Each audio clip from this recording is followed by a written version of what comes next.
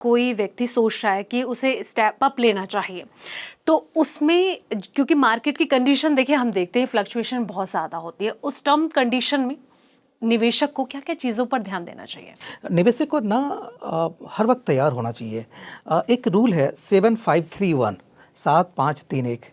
वो क्या कहता है कि आपको कम से कम 7 साल के लिए इन्वेस्टेड रहना चाहिए मार्केट में। अगर आप 7 साल तक इन्वेस्टेड है ना, तो लास्ट आप 50-60 ईयर्स का देख लीजिए, कभी भी मार्केट में नेगेटिव रिटर्न नहीं दिया है, राइट। तो ऑलवेज आपको 7 साल के लिए इन्वेस्टेड रहना चाहिए। दूसरा रूल नंबर 5 क्या कहता है कि आपको 5 से ज़्यादा फंड में इन्वेस्ट करने की ज़रूरत नहीं है। आपको जैसे लार्ज कैप हो गया, मिड कैप हो गया, स्मॉल कैप हो गया, फ्लेक्सी कैप हो गया, 4-5 फंड में ही आप कीजिए, आपको पोर्टफोलियो बढ़ाने की ज़रूरत नहीं है, राइट। तीसरा क्या है? तीसरा है 3 फेजेज़ हैं मार्केट के। पहला क्या है? डिसअपॉइंटमेंट फेज़, जिसमें क्या होगा, डिसअपॉइंटमेंट फेज़ में आप देखिएगा ना कि तकरीबन 7 से 10% रिटर्न आएगा, राइट। वो बहुत ज़्यादा मार्केट नहीं चलेगा, बहुत ही साइडवेज रहेगा। सेकेंड है पैनिक फेज़, उससे पहले इरिटेशन फेज़ आता है। इरिटेशन फेज़ के अंदर ना 0 to 7% के बीच में रिटर्न आता है आपका। And last one is panic phase, जहाँ पे हो सकता है नेगेटिव भी रिटर्न आए। लेकिन उसमें क्या फ़ायदा होता है, अगर नेगेटिव रिटर्न आएगा यानी मार्केट टूटेगा, तो उसमें क्या होगा कि आप जब भी आप नया परचेज़ कर रहे हैं, सिर्फ का पैसा जा रहा है, तो उसमें क्या होगा, आपका जो यूनिट्स है, नंबर ऑफ़ यूनिट्स ज़्यादा मिलेगा। तो हमेशा ये 3 फेज़ के लिए आपको तैयार रहना चाहिए। First is disappointment phase, second is panic phase, and third is irritation phase. Yes, and last one is जिसकी हम बात कर रहे हैं, स्टेप अप, यानी आप हर साल अपने इन्वेस्टमेंट को 10% से बढ़ाइए, जो रूल नंबर 1 है। मतलब इसको इस तरीके से समझा जा सकता है कि जैसे कदम चलते हैं वो स्टेप अगर आप हर साल लेते रहें तो आपको उससे अच्छा आपका फंड तैयार हो सकता है इन फ्यूचर। लेकिन बहुत तरह के सवाल मुझे लगता है कई लोगों के जहन में इस वक्त चल भी रहे होंगे कि अगर कोई न्यू इन्वेस्टर है सर, तो उसको कितने टाइम के बाद फिर स्टेप अप करना चाहिए? मैं तो कहता हूँ कि जब आप फॉर्म फिल कर रहे हैं, इन्वेस्टमेंट की जर्नी स्टार्ट कर रहे हैं, तो पहले दिन ही आपको वो जो टिक है वो उसको कर देना चाहिए, इनरोल कर देना चाहिए कि आप स्टेप अप के लिए रेडी हैं और हर साल आपका 10% के हिसाब से पैसा इन्वेस्ट हो रहा है, तो पहले दिन ही कर देना चाहिए। पहले दिन? यस, पहले दिन कर देना चाहिए। लेकिन सर मैं आपसे एक मेरा ये सवाल कि मान लीजिए कोई एसआईपी में इन्वेस्ट कर रहा है, हर महीने के 5,000 रुपये उसके अकाउंट से कटते हैं, अगर वो स्टेप अप नहीं कर रहा है तो ऐसा ना हो कि इन फ्यूचर मान लीजिए कि ठीक है कुछ परसेंट सैलरी उसकी बढ़ी है और वो ये सोचे कि कुछ परसेंट पैसा लगाया जाए, लेकिन बहुत सारी टर्म्स कंडीशन ऐसी भी आती है कि कब उनको कौन सी चीज़ें सिचुएशन फेस करनी पड़ जाए, घर के खर्चे हो गए, तमाम तरह के वगैरह वगैरह खर्चे इंसान की लाइफ में रोज़मर्रा की जीवन में आते हैं, ऐसा ना हो कि फिर उनको लेने के देने पड़ जाएं कि इन फ्यूचर उनको प्रॉब्लम फेस करनी पड़े। म्यूचुअल फंड और सिप का यही ब्यूटी है कि आप कभी भी अपने इन्वेस्टमेंट जर्नी को पॉज कर सकते हैं, रोक सकते हैं और डिसकंटिन्यू कर सकते हैं, राइट। जो भी आपने इन्वेस्ट किया है, जो मार्केट वैल्यू है, वो आपको मिल जाएगा। दूसरे प्रोडक्ट में अगर आप लाइफ इंश्योरेंस प्रोडक्ट की बात करते हैं, अगर बीच में आप उसको स्टॉप करते हो आपको नुकसान होता है, but SIP and step up में कोई नुकसान नहीं है। जहाँ पे आपने उसको पॉज कर दिया, जो पहले की फंड वैल्यू है वहाँ पे वो रुक जाता है, राइट, और मार्केट के हिसाब से चलता रहता है, तो कोई प्रॉब्लम नहीं है। अगर आपको लगता है कि आज आपने स्टार्ट कर दिया, 2 साल 3 साल 4 साल के बाद ऐसा फेज आएगा, हो सकता है कि इनकम थोड़ी कम हो गई है, तो आप वहाँ पे पॉज कर दीजिए स्टेप अप को, कोई प्रॉब्लम नहीं है, उससे कोई नुकसान नहीं है।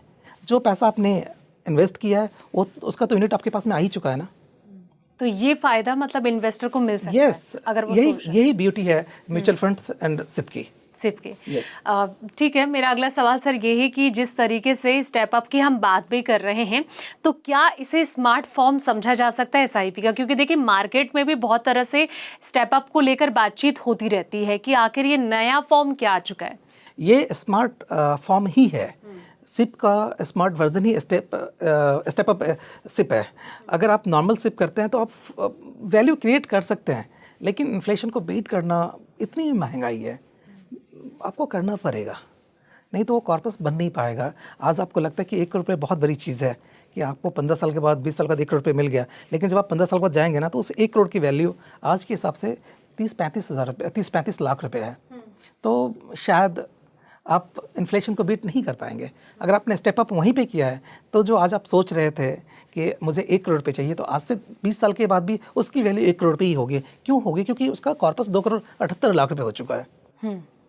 सर अक्सर ये होता है ना, कई लोगों के मन में ये होता है कि मान लीजिए उनके पास जब पैसे आते हैं तो वो ये सोचते हैं कि ठीक है मैं ज़्यादा से ज़्यादा इन्वेस्टमेंट कर लूँ, लेकिन फिर आगे चल के उनको थोड़ी प्रॉब्लम फेस करनी पड़ती है। तो आपके हिसाब से मैं ये जानना चाहूँगी कि क्या इसमें थोड़ी सी सूझबूझ ज़रूरी होती है कि जैसे कि बड़ा परसेंट ना लगा के थोड़ा इतना लगाओ कि आपको आने वाले टाइम में जो आपके पैसे हर महीने अकाउंट से कटेंगे उनमें प्रॉब्लम फेस ना करनी पड़े? जैसा मैंने बताया आपको ना कि जितना भी पैसा आप डाल दीजिए म्यूचुअल फंड्स में, कभी कोई प्रॉब्लम नहीं है। क्यों प्रॉब्लम नहीं है? क्योंकि फ्यूचर में आप दें या ना दें उसका कोई इम्पैक्ट आपके प्रेजेंट इन्वेस्टमेंट पे नहीं पड़ता, राइट। इसमें यह कि आप एक पैसा आपने इन्वेस्ट कर दिया, वो फंड क्रिएट हो रहा है, वो फंड अपने हिसाब से जो पोर्टफोलियो उसकी वैल्यू बढ़ रही है ना। फ्यूचर में अगर आप देंगे तो उसमें वो पैसा जाएगा, अगर आप नहीं देंगे तो ये तो फंड आपका है ही ना, ये तो फंड आपका परफॉर्म कर ही रहा है। तो सर मैं जिस तरीके से डाइवर्सिफिकेशन की भी हम बात करते हैं और कहीं ना कहीं कंपाउंडिंग का इसमें जो जादू की भी बात करते हैं, तो ये इसको किस तरीके से दर्शाता है सर? 2 चीज़ अभी हमने बात की कि डाइवर्सिफिकेशन क्या होता है। आप 5 फंड से ज़्यादा फंड मत चूज़ कीजिए अपने पोर्टफोलियो के लिए। अगर आप ज़्यादा चूज़ करेंगे तो आपको ट्रैक करना डिफ़िकल्ट हो जाएगा। इसीलिए कोशिश कीजिए कि 5 फंड ही आपके पोर्टफोलियो में हो, जहाँ पे लार्ज कैप भी हो, मिड कैप भी हो, फ्लैक्सी कैप भी हो और मल्टी कैप भी हो, राइट। तो ये 5 फंड से ज़्यादा मत चूज़ कीजिए। सेकेंड, आप कंपाउंडिंग की बात कर रहे हैं। जितना लंबा वक्त आप मार्केट में दीजिएगा, जितना लंबे वक्त तक आप इन्वेस्टेड रहिएगा, उतना पैसा क्रिएट करेगा। आप देखिए कि 15 साल में अगर आपका पैसा आज आपने स्टार्ट किया 10,000 रुपये इन्वेस्ट करना, है ना, 20 साल तक आपने इन्वेस्ट किया, 15% का रिटर्न आता है तो बन जाता है 1.5 करोड़ रुपये। अगर आप 15 साल लग गए 1.5 करोड़ बनने में, लेकिन अगर आप इसको 20 साल के बदले 25 साल करते हैं तो ये जो 1.5 करोड़ रुपये है ना, ये 4 करोड़ रुपये बन जाता है। तो यही खूबसूरती है कंपाउंडिंग की। इट मीन्स हर दूसरे साल आपका पैसा डबल हो रहा है। तो जितने लंबे अवधि तक आप इन्वेस्टेड रहते हैं उतना पैसा आपका ग्रो करता है। मतलब इसमें लॉन्ग टर्म के लिए इन्वेस्ट करना ज़रूरी है, बहुत ज़रूरी है। इसका ध्यान पैसा तभी क्रिएट होगा, तभी बड़ा फंड हम इन फ्यूचर के लिए तैयार कर सकते हैं। मतलब लाइक ये कह सकते हैं कि करोड़पति बनना तभी सच हो सकता है हमारा।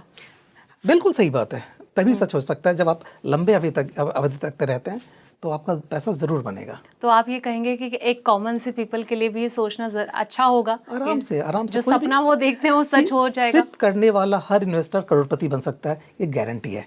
बस उनको एक चीज़ करना है कि मार्केट में इन्वेस्टेड रहना है। सिप को स्टार्ट रखना, 15-20 साल तक कीजिए, आप करोड़पति बन सकते हैं।